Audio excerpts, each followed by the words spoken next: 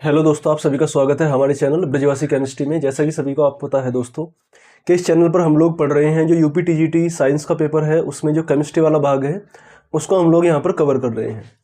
तो जैसा कि मैंने आपको पहले बताया था कि यहाँ पर हमने अभी शुरू किया था रेडियो एक्टिविटी, जिसकी मैंने एक वीडियो अपलोड की है। आई होप आपको अच्छी लगी होगी। इसके बाद हम लोग जो उसका सेकेंड भाग है उसको यहाँ पर देखते हैं। आप लोग सभी इनको ध्यान से देखना। जो मैंने पहले पढ़ाया था उसके जो न्यूमेरिकल्स क्वेश्चन है यहाँ पर कुछ हैं। तो सबसे पहला सवाल है दोस्तों, 1 ग्राम रेडियो सक्रिय पदार्थ की अर्धायु 3 दिन है, तो 12 दिनों के बाद पदार्थ की कितनी मात्रा शेष बचेगी। तो इसमें हमें दे रखा है, एक तो दे रखा है हमें अर्धायु और पदार्थ की मात्रा दे रखी है। तो हमारे पास जो वैल्यू है दोस्तों किस चीज़ की है, हमारे पास एन नोट का मान है। एन नोट है दोस्तों हमारे पास 1 ग्राम। इसके बाद हमारे पास है टी हाफ। टी हाफ का मान दोस्तों कितना है हमारे पास, ये है हमारे पास 3 दिन।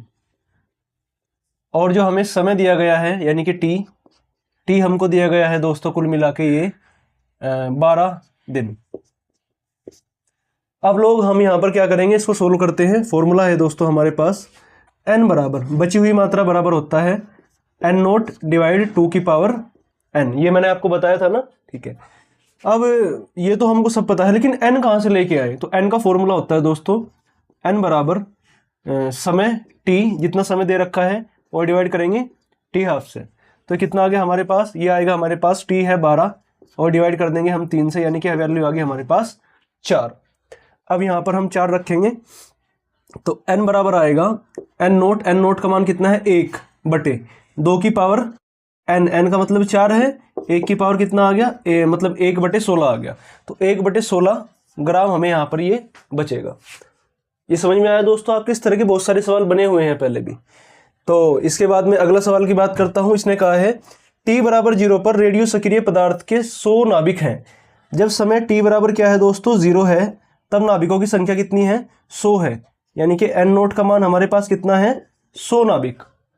ये बात समझ में आई आपके। इसके बाद 1 सेकंड के बाद नाभिकों की संख्या 90 रह जाती है, यानी कि जब t बराबर 1 है तो नाभिक कितने रह जाते हैं।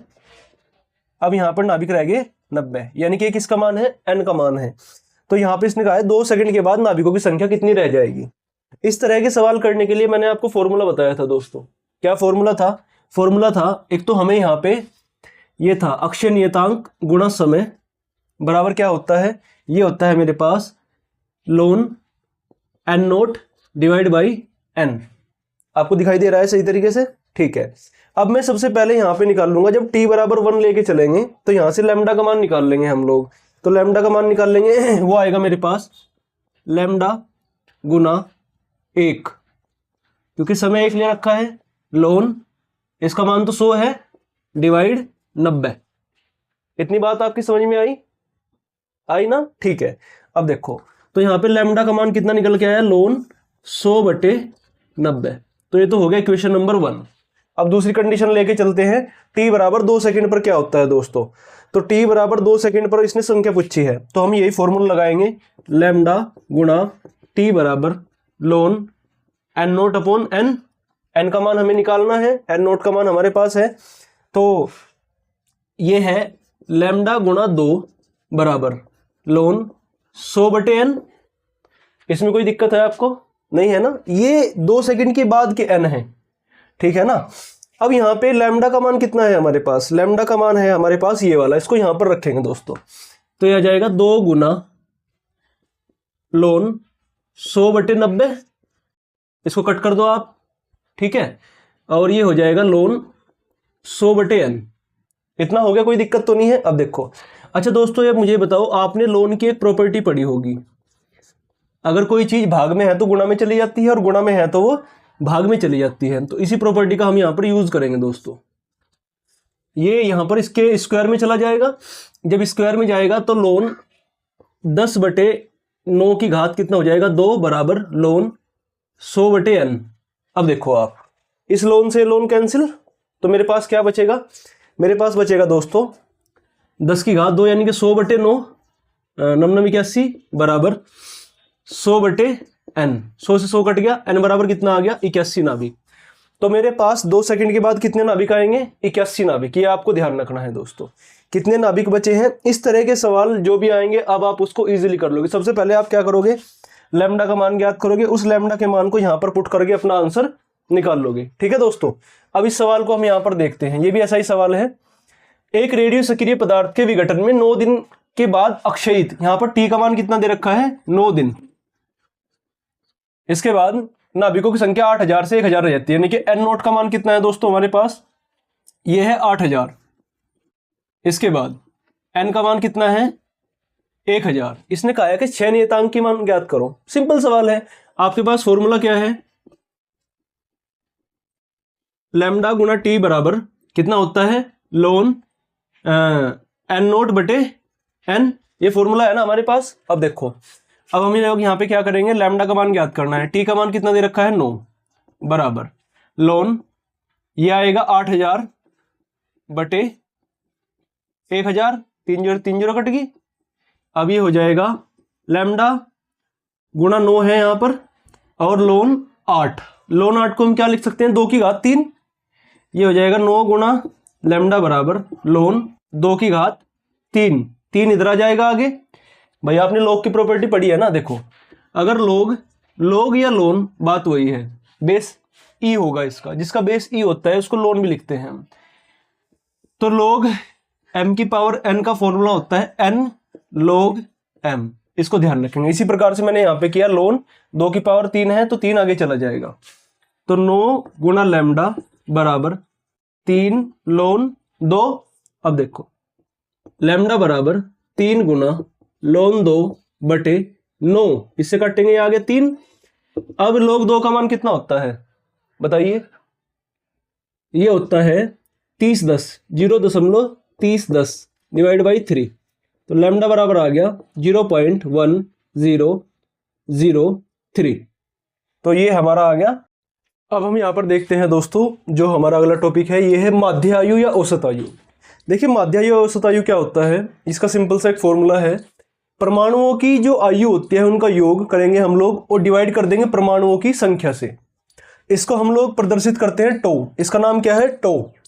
ठीक है, तो टो का पहला फॉर्मूला है हमारे पास 1 बाई लैम्डा। लैम्डा बराबर क्या है आपको पता होगा, लैम्डा बराबर है अक्षय स्थिरांक, इसको ध्यान रखेंगे आप लोग।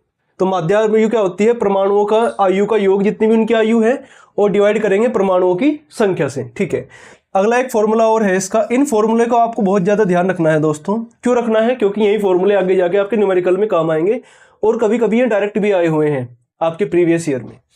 तो टो बराबर होता है 1.443 गुणा टी हाफ। टी हाफ मतलब अर्ध आयु। और एक ये है कि माध्य आयु जो होती है हमेशा टी हाफ से अधिक होता है इसका मान।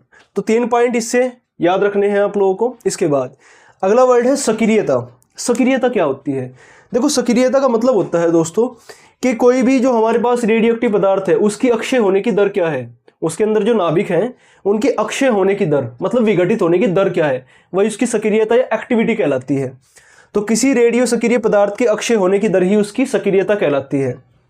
यह अक्षयित नाभिकों की संख्या के बारे में बताती है, कितने नाभिक अक्षयित हुए हैं इसके बारे में बताता है हमें। फॉर्मूला है R बराबर R नोट ई की पावर माइनस लैम्डा टी। जैसे ये था ना n बराबर n नोट ई की पावर माइनस लैम्डा टी, हमने पहले भी पढ़ा था, तो सेम फॉर्मूला है। एक फॉर्मूला है R बराबर R नोट डिवाइड 2 की पावर n, जैसे ये फॉर्मूला है n बराबर n नोट डिवाइड 2 की पावर n, सेम है। एक फॉर्मूला ये वाला है, इसको ध्यान रखेंगे, इंपॉर्टेंट है। R बराबर होता है लैम्डा इंटू n।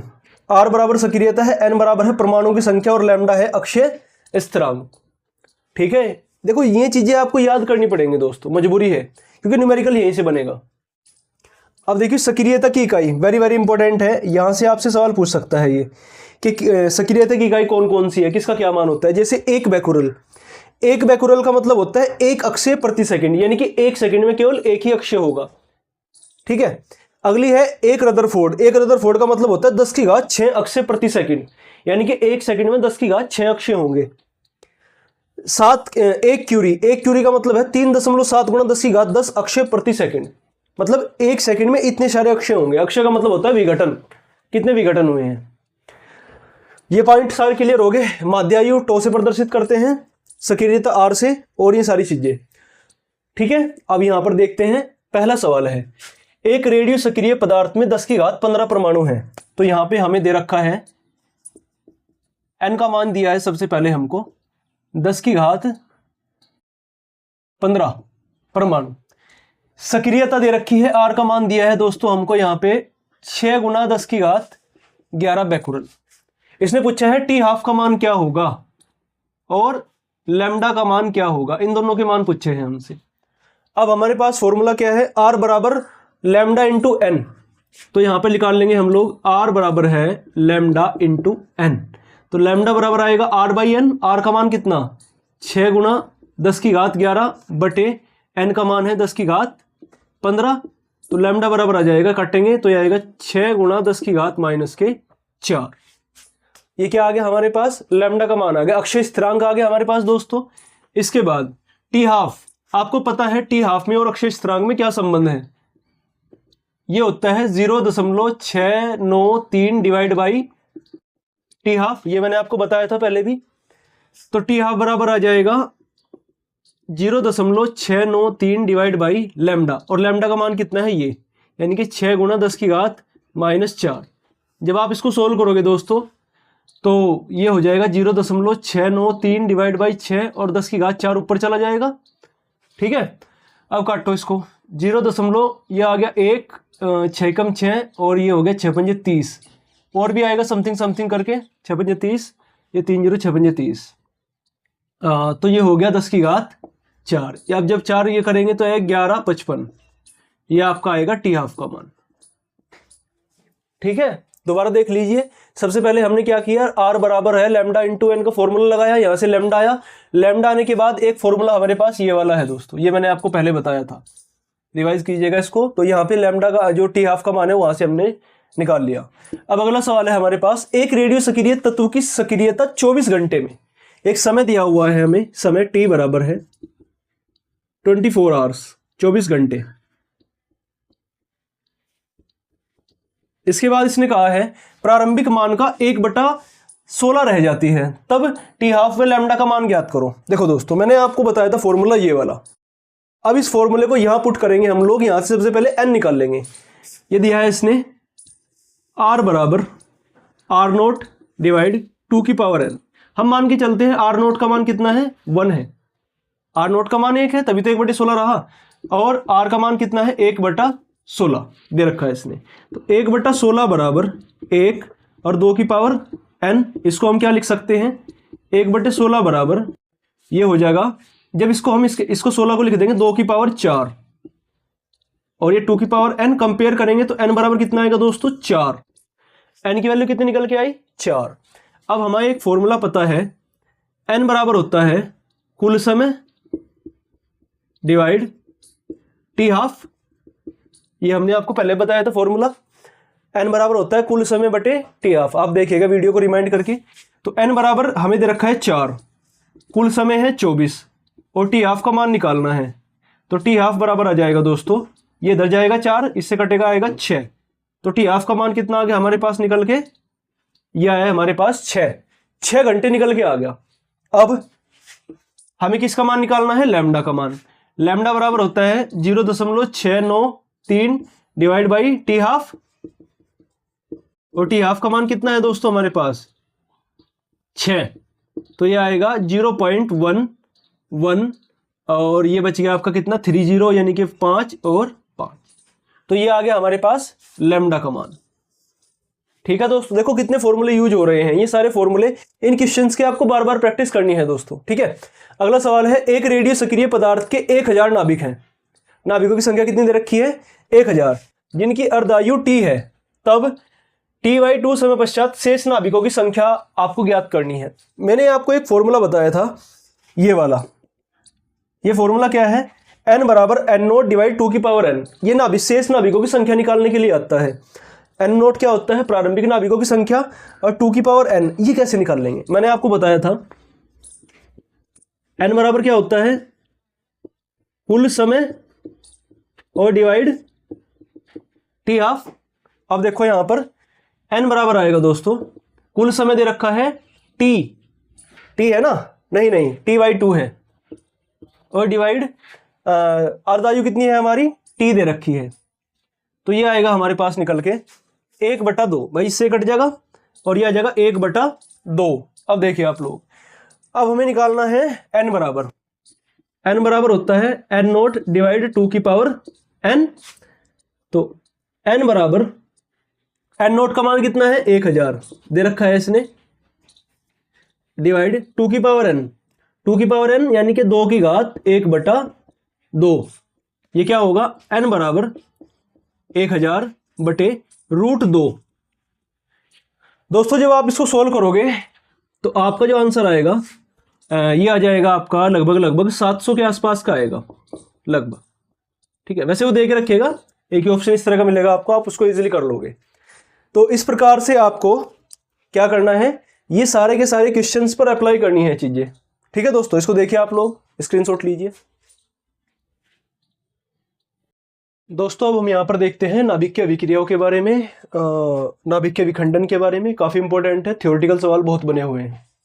तो नाभिकीय अभिक्रियाएं क्या होती हैं दोस्तों? देखो आपने अभिक्रियाएं पढ़ी हैं, एक होती है रासायनिक अभिक्रियाएं, एक होती है नाभिकीय अभिक्रिया। रासायनिक अभिक्रियाओं में हम लोग बात करते हैं बाह्यतम कोश के इलेक्ट्रॉन पार्टिसिपेट करेंगे उसके अंदर। रासायनिक अभिक्रियाओं में क्या होता है, बाह्यतम कोश के इलेक्ट्रॉन भाग लेते हैं, उससे में अभिक्रियाएं होती हैं। लेकिन जो नाभिकीय अभिक्रियाएं होती हैं दोस्तों, इसमें नाभिक भाग लेता है और नाभिक भाग लेने के बाद नई नई चीजें बनाता है। तो वे अभिक्रियाएं जिनमें परमाणु का नाभिक भाग लेता हो तो वे क्या कहलाएंगी, नाभिकीय अभिक्रियाएं। नाभिकीय अभिक्रियाएं, हाँ ये वाला पॉइंट इंपॉर्टेंट है, नाभिकीय अभिक्रियाएं या तो होंगी अपने आप से स्वतः हो जाती हैं अगर अस्थायी नाभिक हो, वरना क्या होती है प्रेरित परिवर्तन से होती है। मतलब कोई भी हमारे पास ही हमने तत्व ले लिया, उसके ऊपर हमने किसी कण को टकराया, तो हो सकता है वहां पर कोई नाभिकीय अभिक्रियाएं प्रेरित हो जाए, तो उसको बोलते हैं प्रेरित परिवर्तन से होने वाली अभिक्रियाएं। इस प्रकार की भी एक तो होंगी खुद से और एक प्रेरित होंगी, मतलब आप उसको जबरदस्ती करा रहे हो। अगला पॉइंट है दोस्तों, इसमें द्रव्यमान संख्या और परमाणु क्रमांक, हाँ ये बात ध्यान रखनी है दोस्तों। नाभिकीय अभिक्रियाओं में क्या होता है, द्रव्यमान संख्या और परमाणु क्रमांक संरक्षित रहते हैं। इसका मतलब ये है कि इस तरफ टोटल जितना द्रव्यमान संख्या है, परमाणु क्रमांक है वो, और इस तरफ दोनों बराबर होंगे। देखो जैसे 7 और 1 8, इधर भी 8 और 0 8, 14 और 1 15, 14 और 1 15। इस प्रकार से द्रव्यमान संख्या और परमाणु क्रमांक जो टोटल है उत्पाद और अभिकारक का, वो क्या रहेगा, सेम, ध्यान रखना है। नाभिकीय अभिक्रियाओं के अंदर कुछ प्रक्षेप्य कण होते हैं, आपको वहां पर सीधा सीधा लिख के देगा, आपको उन कणों की पहचान करनी होगी दोस्तों। जैसे अगर वहां पर है अल्फा कण, तो अल्फा कण क्या होता है 2He4, ये मैंने आपको पहले बताया था। प्रोटॉन, जो प्रोटॉन होता है दोस्तों वो क्या होता है 1H1 या 1P1, ऐसे भी लिखते हैं इसको। इसके बाद न्यूट्रॉन, न्यूट्रॉन क्या होता है दोस्तों, न्यूट्रॉन है हमारे पास 0N1, ये क्या होता है 0N1, परमाणु क्रमांक 0 होता है, परमाणु भार इसका 1 होगा। ड्यूट्रॉन होता है 1H2, जो हाइड्रोजन का समस्थानिक है ड्यूट्रॉन, वो क्या होता है 1H2। इसके अलावा बीटा कण -1E0, ये -1 है, इलेक्ट्रॉन है ना बीटा कण, वो -1E0। पॉजिट्रॉन क्या होता है +1E0, यहां पर ये +1 है, मतलब परमाणु क्रमांक इसका 1 है, ध्यान रखना, इसका -1 है। ठीक है दोस्तों, आगे देखिए। अब जैसे मैंने एक एग्जांपल कराया 7N14 1H1, मैंने एक प्रोटॉन को इससे टकराया तो इससे क्या बन गया 8 ऑक्सीजन 14 और 0N1। आपको यहां पर क्या ध्यान रखना है, ये नीचे वाला योग इस वाले योग के बराबर होना चाहिए, ऊपर वाला योग इस वाले योग के बराबर होना चाहिए। 7 और 1 8, 8 + 0 8, 14 और 1 15, 14 और 1 15। ठीक है, ये प्रोटॉन था और यहाँ पे क्या बन गया, ये न्यूट्रॉन के अंदर चेंज हुआ। ठीक है, देखिए आगे अगला टॉपिक है इसमें नाभिकीय विखंडन। देखिए नाभिकीय विखंडन क्या होता है दोस्तों, आप लोगों ने परमाणु बम के बारे में सुना होगा। परमाणु बम की जो क्रिया होती है वो नाभिकीय विखंडन से स्टार्ट होती है। नाभिकीय विखंडन में क्या होता है, एक बड़ा भारी नाभिक जो है वो जब न्यूट्रॉन उस पर टकराता है तो वो नाभिक 2 हिस्सों में टूट जाता है और उससे कुछ द्रव्यमान की क्षति होती है और उसी से बहुत ज्यादा मात्रा में ऊर्जा उत्पन्न होती है द्रव्यमान की क्षति के कारण। ठीक है, तो एक भारी नाभिक 2 या 2 से अधिक हल्के नाभिकों में टूटता है, नाभिकीय विखंडन कहलाएगा ये। इसके बारे में सबसे पहले किसने बताया था, ओटो होन व स्ट्रोसमैन ने सबसे पहले नाभिकीय विखंडन की खोज की, इसके बारे में जानकारी दी। कभी कभी साइंटिस्ट के नाम पूछ लेता है तो ध्यान रखेंगे। इसके बाद नाभिकीय विखंडन कैसे स्टार्ट, जब यूरेनियम 235, यूरेनियम के समस्थानिक होते हैं, उसमें एक समस्थानिक है यूरेनियम 235, पर तापीय न्यूट्रॉन, तापीय मतलब तेज गति के न्यूट्रॉन की बमबारी करते हैं, तब नाभिक के विखंडन की क्रिया प्रारंभ होती है। जैसे 0N1 ये एक तापीय न्यूट्रॉन, इसके ऊपर जब टकराया यूरेनियम के तो बेरियम और क्रिप्टॉन बना, और 3 न्यूट्रॉन बन गए, और प्लस यहाँ पर बहुत ज्यादा ऊर्जा उत्पन्न हुई दोस्तों, बहुत अधिक ऊर्जा उत्पन्न होती है। इसके बाद देखिए नाभिक के विखंडन में लगभग 200 मेगा इलेक्ट्रॉन वोल्ट की ऊर्जा उत्पन्न होती है, इतनी ज्यादा ऊर्जा उत्पन्न होती है। यूरेनियम के प्रमुख समस्थानिक कौन कौन से हैं? एक तो है 92 यूरेनियम 235, प्रकृति में कितना पाया जाता है? ये केवल 0.7%। और 92 यूरेनियम 238 से कितना पाया जाता है? 99.3%। ठीक है दोस्तों। अब यहां पर अगला पॉइंट ये है कि यूरेनियम 238 ज्यादा मात्रा में पाया जाता है क्योंकि अधिक स्थायी है, तो ये विखंडन नहीं करता, ये खुद से विखंडन नहीं करेगा दोस्तों। तो इसके लिए हम लोग क्या काम करेंगे? इसको बदलेंगे किसी और के अंदर। अगर कोई नहीं कर रहा है विखंडन तो हम क्या करेंगे? उसको चेंज करते हैं, हम करते हैं इसको प्लूटोनियम के अंदर चेंज। किसको? 92 यूरेनियम 238 को। जब हम लोग किसी ऐसे नाभिक को जो विखंडन ना करे किसी और में बदल दे जो विखंडन करता हो, जैसे ये तो करता नहीं, ये करता है, तो जिसको हम बदलते हैं उसी को कहा जाता है उर्वर नाभिक। उर्वर नाभिक मेरे पास क्या है यहाँ पर? 92 यूरेनियम 238। चेंज कैसे किया? देखो, जब मैंने न्यूट्रॉन को यूरेनियम के ऊपर डाला तो बन गया नेपच्यूनियम 239, और एक प्रोटॉन बाहर निकल गया, वो निकल गया यहाँ पे बीटा कण। इसके बाद ये नेपच्यूनियम अस्थायी होता है, ये एक प्रोटॉन को फिर से बाहर, उसको बार बार प्रोटॉन बोल रहा हूं, ये क्या है दोस्तों? बीटा कण। बीटा कण यहां से निकलेगा, बनेगा प्लूटोनियम 239। ठीक है, तो जो मेरे पास यूरेनियम से प्लूटोनियम बना, अब ये जो प्लूटोनियम है ये क्या काम करता है? ये नाभिक की अभिक्रिया करता है, इसमें विखंडन भी होता है। नाभिक के विखंडन एक श्रृंखला अभिक्रिया होती है। श्रृंखला का मतलब क्या होता है दोस्तों? Chain reaction. अगर एक बार शुरू होगी तो लगातार चलती रहती है, लगातार क्या होगी? ये चलती रहती है, बहुत ज्यादा भयंकर ऊर्जा उत्पन्न करती है। लेकिन क्या ध्यान रखना है? इन चेन रिएक्शन को हम कंट्रोल कर सकते हैं, इनको बोलते हैं नियंत्रित नाभिक की अभिक्रिया। किसके अंदर होती है? परमाणु या नाभिक के रिएक्टर। आपने सुना होगा हमारे भारत के अंदर ही बहुत सारे रिएक्टर हैं जिनसे हम लोग विद्युत बनाते हैं, नाभिक के रिएक्टर। लेकिन एक अभिक्रिया है अनियंत्रित नाभिक की अभिक्रिया, जो परमाणु बम है। तो परमाणु बम के अंदर जो क्रिया होती है वो अनियंत्रित है। अनियंत्रित का मतलब बहुत ज्यादा फैल जाती है तुरंत, और फैलेगी तो बहुत ज्यादा ऊर्जा उत्पन्न करेगी। लेकिन अगर हम लोग इन नाभिक के विखंडन अभिक्रियाओं क्या कर ले? कंट्रोल कर ले। किसके अंदर? नाभिक के रिएक्टर में। तो हमारे लिए फायदेमंद भी है ये। ठीक है, तो नियंत्रित किस में होती है? नाभिक के रिएक्टर में। अनियंत्रित किस में होती है? परमाणु बम, बहुत ज्यादा विस्फोट करता है। अगला पॉइंट है हिरोशिमा नागासाकी। देखो, आपने सुना होगा कि अमेरिका ने जापान के ऊपर बम गिराए थे, परमाणु बम। तो हो सकता है सवाल बने, तो हिरोशिमा पर जो बम गिराया गया था उसमें जो ईंधन था वो था यूरेनियम 235। ध्यान रखेंगे इसके बारे में। और नागासाकी के ऊपर जो बम गिरा था वो था प्लूटोनियम 239। प्लूटोनियम किससे बना है? यूरेनियम 238 से। ठीक है, और ये हमारे पास यूरेनियम 238 से बना है प्लूटोनियम, और यूरेनियम 235 तो अपना है ही, मात्रा कम होती है लेकिन। ठीक है, तो इस पॉइंट को आप नोट कीजिए ध्यान से। तो अब दोस्तों हम यहां पर देखते हैं नाभिक के रिएक्टर, नाभिक के संलयन और कृत्रिम तत्वांतरण। नाभिक के रिएक्टर क्या होता है दोस्तों? तो नाभिक के रिएक्टर एक ऐसा संयंत्र या ऐसी युक्ति है जिससे हम लोग किसी द्रव्यमान से ऊर्जा उत्पन्न करते हैं। द्रव्यमान से ऊर्जा। द्रव्यमान से ऊर्जा का मतलब क्या होता है दोस्तों? कि हम यहां द्रव्यमान को ऊर्जा में तब्दील करेंगे। कैसे करेंगे? तो इसके लिए हमारे पास होता है नाभिक के रिएक्टर। नाभिक के रिएक्टर में क्या काम होता है दोस्तों? हम एक पदार्थ की या एक रेडियो सक्रिय पदार्थ की नाभिक के अभिक्रिया कराते हैं, नाभिक के विखंडन कराते हैं। नाभिक के विखंडन से क्या होगा दोस्तों? नाभिक के विखंडन में कौन से वाला? नियंत्रित वाला। नाभिक के विखंडन कराएंगे तो यहां पर एक बड़ा नाभिक छोटे नाभिकों में टूटेगा, और उससे कुछ जो द्रव्यमान है उसकी अक्षति होगी, और उस अक्षति से हमें क्या प्राप्त होगी? ऊर्जा। तो कंसेप्ट तो ये वाला है, नियंत्रित नाभिक की अभिक्रिया होती है इसके अंदर। और कुछ ये पॉइंट्स हैं, जो पॉइंट्स मैंने लिखे हुए हैं दोस्तों, बहुत ज्यादा इंपॉर्टेंट है, क्योंकि ये पॉइंट्स आपको पेपर में मिलेंगे, आए हुए भी हैं। जैसे सबसे पहला है नाभिक के रिएक्टर में ईंधन कौन से प्रयोग करते हैं हम? तो 92 यूरेनियम 235 है, ध्यान रखना, 38 नहीं है, और प्लूटोनियम 239। ठीक है, इसके अलावा मंदक। देखो मंदक क्या काम करता है? मंदक का काम ये होता है दोस्तों कि जो नाभिक की अभिक्रियाएं होती हैं इसमें जो न्यूट्रॉन बहुत तेजी के साथ निकलते हैं, इनकी गति बहुत ज्यादा होती है दोस्तों।